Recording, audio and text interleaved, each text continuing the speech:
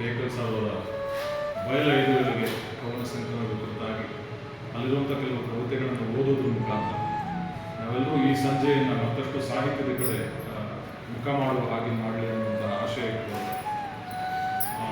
ತುಂಬ ಮುಜುಗರದಿಂದಲೇ ಅಶೋಕ್ ಬಾಬು ಸರ್ ಅವರು ಒಪ್ಕೊಂಡು ಆಕ್ಚುಲಿ ಬೇಡ ಸಾರ್ ಅಂತ ರೀತಿಯಲ್ಲಿ ಅವರ ಅಭಿಪ್ರಾಯ ಇತ್ತು. ಇನ್ನು ಬೇರೆ ಕವನ ಸಂಕಲನ ಬರಲಿ ಅಂತ ಎಲ್ಲರೂ ನಮ್ಮವರ ಎಲ್ಲರ ಕೃತಿಗಳನ್ನು ಕೂಡ ಆಹ್ವಾನಿಸಿ ಅವರ ಕೃತಿಗಳ ಕುರಿತಾಗಿ ಚರ್ಚೆ ಮಾಡುವಂಥ ಇರಾದೆ ನಮ್ದು ಆಗಿರೋದ್ರಿಂದ ಅವರು ಇವರು ಅನ್ನೋದೇ ನಮ್ಮ ಜೊತೆ ಮುನ್ನಡೀತಿರ್ತಕ್ಕಂಥವರ ಕವಿತೆಗಳನ್ನು ಓದುವಂತಹ ಹುಚ್ಚು ಇದು. ಸಾಹಿತ್ಯದಷ್ಟೇ ಪರಿಚಯ ಅನ್ನೋ ಕಾರಣಕ್ಕೋಸ್ಕರ ಇವತ್ತಿನ ಸಂಜೆಯನ್ನು ಬಯಲೈದುಗಳಿಗೆ ಕಳೆಯುವಂತಕ್ಕಂಥ ಅಭಿಪ್ರಾಯ ಹೇಳ್ತಾರೆ. ಕವಿತೆಗಳನ್ನು ವಾಚನ ಮಾಡೋದಕ್ಕೆ ಆ ವಾಚನದ ಜೊತೆಗೆ ಆ ಕವಿತೆಯ ಒಳಸಾರದ ಕುರಿತಾಗಿ ಅಥವಾ ಒಳನೋಟಗಳ ಕುರಿತಾಗಿ ಓದುಗರ ಗ್ರಹಿಕೆಯಲ್ಲಿ ಏನಿತ್ತು, ಕವಿಯ ಗ್ರಹಿಕೆಯನ್ನು ನಾವು ಬಿಟ್ಕೊಳ್ಳೋಣ. ಯಾಕಂದರೆ ಕವಿಯ ಗ್ರಹಿಕೆಯನ್ನು ನಾವು ಗ್ರಹಿಸೋದಕ್ಕೆ ಆಗೋದೇ ಇಲ್ಲ. ಅವರು ಓದುಗರಾಗಿ ನಮಗೆ ದಕ್ಕಿದ್ದನ್ನು ಹಂಚಿಕೊಳ್ಳುವಂತಹ, ಒಬ್ರಿಗೊಬ್ಬರು ತಿಳಿ ಹೇಳಿಕೊಡುವಂತಹ ಕೆಲಸ ಈ ಮುಖಾಂತರ ಆಗಲಿ ಎನ್ನುವಂತಹ ಆಶಯದೊಂದಿಗೆ ಹೆಸರನ್ನು ವಾಚನ ಮಾಡ್ತಾರೆ. ನಿದ್ರೆ ಇಲ್ಲದೆ ಇರುಳು ತೆರೆದಿಟ್ಟ ಕಣ್ಣುಗಳು ನೆನಪಿಲ್ಲದೆ, ಕನಿಕರ ಕಾಣದೆ ಕತ್ತಲಲ್ಲಿ ನೊಂದ ದಿನಗಳು ನೆನಪಿಲ್ಲದೆ, ಹದರದ ಮಾತುಗಳಾಡಿ ತಂಗಾಳಿಯಂತೆ ಕಚ್ಚಿಗೊಳಿಯಿಟ್ಟ ಮಿಂಚು ಹುಡುಗಿನಂತೆ ಬಂದ ರಭಸದ ತಳಮಾಡಗಳು ನೆನಪಿಲ್ಲದೆ, ಆದರದ ಮಾತುಗಳನ್ನಾಡಿ ತಂಗಾಳಿಯಂತೆ ಕಚಗುಳಿಯಿಟ್ಟ ಮಿಂಚು ಹುಡುಗಿನಂತೆ ಬಂದ ರಭಸದ ತಳಮಾಡಗಳು ನೆನಪಿಲ್ಲವೆ. ನನ್ನ ಹೃದಯದ ದಕಾನಿನ ಅಚ್ಚ ಗಿರಾಕಿ ನೀನಾಗಿದ್ದೆ, ನನ್ನ ಹೃದಯದ ದುಕಾನಿನ ಅಚ್ಚ ಗಿರಾಕಿ ನೀನಾಗಿದ್ದೆ. ಶೃಂಗಾರದ ರೋಗಕ್ಕೆ ಜನಿಸಿ ಸೊರಗಿದ ವೇತನಗಳು ನೆನಪಿಲ್ಲವೆ. ಹಸಿದ ಹೊಟ್ಟೆಯಲ್ಲಿ ಎಷ್ಟೋ ರಾತ್ರಿಗಳು ಕೊರಗಿ ಮಲಗಿದ್ದೆ, ಹಸಿದ ಹೊಟ್ಟೆಯಲ್ಲಿ ಎಷ್ಟೋ ರಾತ್ರಿಗಳು ಕೊರಗಿ ಮಲಗಿದ್ದೆ. ಹೃದಯದಲ್ಲಿ ನಿನ್ನ ಪ್ರೀತಿಗಾಗಿ ಗರಿಗೆದೆ ಹುಟ್ಟಿದ ಚಟಪಟಿಕೆಗಳು ನೆನಪಿಲ್ಲವೆ. ಮಸಣದ ಹಾದಿಗೆ ಮಲ್ಲಿಗೆ ಆಸಿ ಸ್ವಾಗತ ಬಯಸುತ್ತಿದ್ದರು, ಮಸಣದ ಹಾದಿಗೆ ಮಲ್ಲಿಗೆ ಆಸಿ ಸ್ವಾಗತ ಬಯಸುತ್ತಿದ್ದರು. ಅಬಾಟೆ ನಿನ್ನ ಗೆಜ್ಜೆ ಸದ್ದಿಗಾಗಿ ಕಾದು ಕುಳಿತ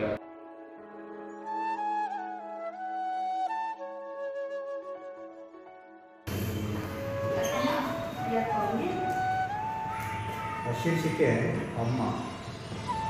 ಗರ್ಭದಲ್ಲಿ ಕುಡಿಗಟ್ಟಿ ಇರಲೆಂದು ತನ್ನೊಡಲ ನೆತ್ತರು ಬಸಿಗೆ ಹಂಚಿದವಳು, ಗರ್ಭದಲ್ಲಿ ಕುಡಿಗಟ್ಟಿ ಇರಲೆಂದು ತನ್ನೊಡಲ ನೆತ್ತರು ಬಸಿದು ಹಂಚಿದವಳು, ಜನ್ಮ ನೀಡಲು ಅವಳ ಜೀವ ಹಿಡಿದು, ಜನ್ಮ ನೀಡಲು ಅವಳ ಜೀವ ಹಿಡಿದು, ನವಮಾಸಗಳನ್ನು ನೋಡುಂಟವಳು, ನವಮಾಸಗಳನ್ನು ನೋಡುಂಟವಳು. ಗರ್ಭದಲ್ಲಿ ಕುಡಿಗಟ್ಟಿ ಇರಲೆಂದು ತನ್ನೊಡಲ ನೆತ್ತರು ಬಸಿದು ಹಂಚಿದವಳು, ತನ್ನೊಡಲ ನೆತ್ತರು ಬಸಿದು ಹಂಚಿದವಳು. ಉಬ್ಬಿದುದರವ ಸ್ಪರ್ಶಿಸಿ ಉಬ್ಬಿದವಳು, ಉಬ್ಬಿದುದರವ ಸ್ಪರ್ಶಿಸಿ ಪಾಠ ಥರ ಇದೆ. ಮಕ್ಕಳ ಪಾಠ ತೆಗೀರಿ, ಚೆನ್ನಾಗಿದೆ. ಮನುಜ ಮುಖವಾಡ ಧರಿಸಿದ ರಕ್ಕಸರಿವರು, ಹೊಸುದೆಯ ಒಡಲಿಗೆ ಕೊಡಲಿಯಿಟ್ಟ ಕದೀವರು, ಒಡಲಾಳದಲ್ಲಿ ಒದುಗಿದ್ದ ಒಂದನ್ನೆಲ್ಲ ಬಗೆದು ಬಂಜೆ ಮಾಡಿ ಧರೆಯ ಮಡಿಲಲ್ಲಿ ವಿಜೃಂಭಿಸಿ ಮೆರೆಯುತ್ತಿದ್ದರು. ಧನಿಕರಾದ ದುರುಳರು ಅಂಧಕಾರದಲ್ಲಿ ದೇವರಿಗೆ ಮುಡಿಪು ಅರಿಸಿ ದಾನ ಮಾಡಿದ ಧರ್ಮ. ಬಾಲ್ಯದ ದಿನಗಳು ಇನ್ನು ಬಾರವು, ಗೆಳೆತನ ಗಟ್ಟಿ ಗೂಡಾಗಿತ್ತು, ಮುಟ್ಟಿತನ ಆಡುತ್ತಿರಲಿಲ್ಲ, ಕೂಡಿ ಬಾಳುವ ಮನೋಭಾವವಿತ್ತು. ಹೆಣ್ಣಿರಲಿ ಗಂಡಿರಲಿ ಕೂಡಿ ಹಾಡುವ ಸೇರಿ ನಡೆಯುವ ಬಹುಮತದ ಮನಗಳಾಗಿತ್ತು. ಮನರಂಜನೆಗೆ ವಿವಿಧ ಆಟೋಟಗಳೇ ಹೆಚ್ಚಾಗಿತ್ತು. 10 ಪೈಸೆಗೆ ಇಡೀ ತುಂಬ ಸಿಹಿ ಸಿಗುವ ಕಾಲವು. ಹೆಸರು ವಕ್ರದೃಷ್ಟಿ. ಮೊಗ್ಗಿನಲ್ಲೇ ಮುದುಡಿ ಹೋಯಿತು ಕುಸುಮ ಬಾಲೆ ಕುಡಿಯೊಂದು, ಮೊಗ್ಗಿನಲ್ಲೇ ಮುದುಡಿ ಹೋಯಿತು ಕುಸುಮ ಬಾಲೆ ಕುಡಿಯೊಂದು. ಬಾಳೆತ್ತರದ ಬದುಕು ನರಸಿತ್ತು, ನೀಚನ ಕೃತ್ಯಕ್ಕೆ ಮಣ್ಣು ಪಾಲ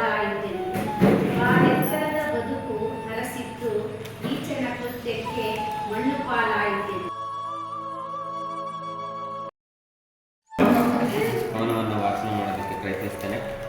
ಪ್ರತಿಯೊಬ್ಬರ ಜೀವನದಲ್ಲೂ ಕೂಡ ಪ್ರೀತಿ ನೆರಳಾಗೋ ಅಥವಾ ಭೂತವಾಗೋ ಖಂಡಿತ ಕಾಡಿರುತ್ತೆ. ಕನಿಷ್ಠ ನೆರಳಾಗಾದ್ರೂ ಒಂದಲ್ಲ ಒಂದು ಸಮಯದಲ್ಲಿ ಹಾದು ಹೋಗಿರುತ್ತೆ. ಸೊ ಪ್ರೇಮ ಅಂದಮೇಲೆ ವಿರಹ, ವಿಷಾದ, ನೋವು ಸಾಮಾನ್ಯ ಪ್ರೇಮ ಅಂದಮೇಲೆ. ಸೊ ಹಾಗಾಗಿ ಇಲ್ಲಿ ಈ ಕವಿತೆಯಲ್ಲಿ ಇನಿಯನನ್ನು ಬಹುಶಃ ಯಾವುದೋ ಕಾರಣಕ್ಕಾಗಿ ದೂರವಾದಂಥ ಇನಿಯನನ್ನು ಪ್ರೇಯಸಿ ನನಿತಾ ಇರುವಂಥ ಪರಿ ನನಗೆ ಇಷ್ಟ ಆಯಿತು. ಸೊ ಹಂಗಾಗಿ ಇದನ್ನು ಆಯ್ಕೆ ಮಾಡ್ಕೊಂಡಿದ್ದೀನಿ. ಹೃದಯ ನಿಲ್ಲುವ ಮೊದಲು ನೀನಿರದ ಲೋಕದಲ್ಲಿ ನಾನಾಗಿರುವೆ ಶೂನ್ಯ, ನೀನಿರದ ಲೋಕದಲ್ಲಿ ನಾನಾಗಿರುವೆ ಶೂನ್ಯ, ನೀ ಬಂದು ಜೊತೆಯಾದರೆ ಈ ಬಾಳು ಧನ್ಯ.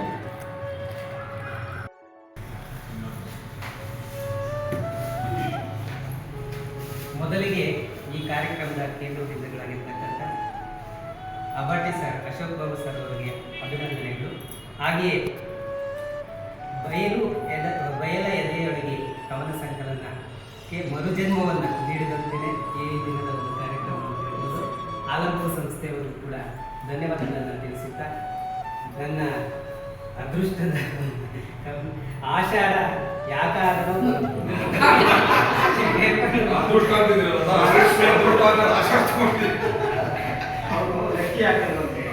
ಚೀಟಿ ಹಾಕಿದ್ರ ನಾನು ನೋಡ್ತಿದ್ದೆ ಏನಿದೆ ಪೇಪರಿಗೆ ಇರ್ತಾರೆ. ಬೇಕಾಗಿದೆ. ಸರಿ ಸರ್, ನನ್ನ ಆಯ್ಕೆ ಆಷಾಢ ಯಾಕಾದರೂ ಬರುತ್ತದೆ ಅಂತಕ್ಕಂಥದ್ದನ್ನ. ಸರ್, ಇದು ನಮ್ಮ ಮೊದಲ ಕವನ ಸಂಕಲ. ಸಾಕಷ್ಟು ಅಳಕಳಿಕೆಯಿಂದಲೇ ಇದನ್ನ ಇದು ಮಾಡ್ತಿದ್ದೀವಿ.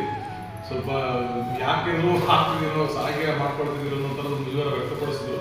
ಇದರಲ್ಲಿ ತುಂಬ ಸಮರ್ಥವಾಗಿರುವಂಥ ವಸ್ತುಗಳು ಹೊಂದಿರತಕ್ಕಂಥ ಕವಿತೆಗಳಿದೆ ಅಂತ ನನಗನ್ನಿಸ್ತು. ನಾನು ಒಂದಷ್ಟು ಗ್ಲಾನ್ಸ್ ಮಾಡಿದೆ.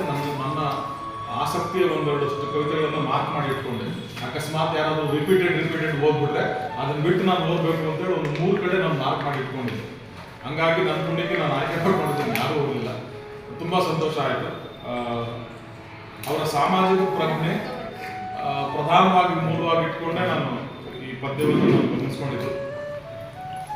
ಇವು ನಾನು ಆಯ್ಕೆ ಮಾಡಿಕೊಂಡಿರ್ತಕ್ಕಂತಹ ಈ ಬಯಲ ಎದೆಯೊಳಗಿನ ಪದ್ಯದ ಸಾಲಿನಲ್ಲಿ 17ನೇ ಪದ್ಯ, ಬಿದ್ದವರನ್ನು ನೋಡಿ ನಗುತ್ತಿದೆ. ಯಾಕೋ ಈ ಟೈಟ್ಲು ಇಷ್ಟ ಆಯಿತು. ಸಹಜವಾಗಿ ನಮ್ಮ ಸಮಾಜ ಕವಿತೆ ಅನ್ನೋದು ಮೊದಲು ಕೊನೆಯದು ಪ್ರಾರಂಭದ್ದು ಅಲ್ಲ, ಕವಿತೆ ರಸ್ತೆ. ಆಯಾ ಕಾಲಕ್ಕೆ ಸಂದರ್ಭಕ್ಕೆ ಗುರುತು ಬರುತ್ತೆ. ಆಯಾ ಕಾಲಕ್ಕೆ ಆ ಸಂದರ್ಭ ಕವಿಯ ಸಾಮರ್ಥ್ಯ ಇರುತ್ತೆ. ಅದಕ್ಕೆ ನಾವು ಗೌರವ ಕೊಡಬೇಕಾಗಿತ್ತು. ಕೇಳಗಾರರಿಗೆ ನಮ್ಮ ಕರ್ತವ್ಯ. ಈಗ ಕೊನೆಯದಾಗಿ ಧನ್ಯವಾದಗಳು. ಭಾಳ ಸ್ತುತಿವಾಗಿ ಹೇಳಿದ್ರಿ ಅಶೋಕ್ ಬಾಬು ಸರ್. ನೀವು ಪದ್ಯ ಓದಿ ಮುಗಿಸಿ, ನಾನು ಬೇರೆ ಊರಿಗೆ ಹೋಗೋದ್ರಿಂದ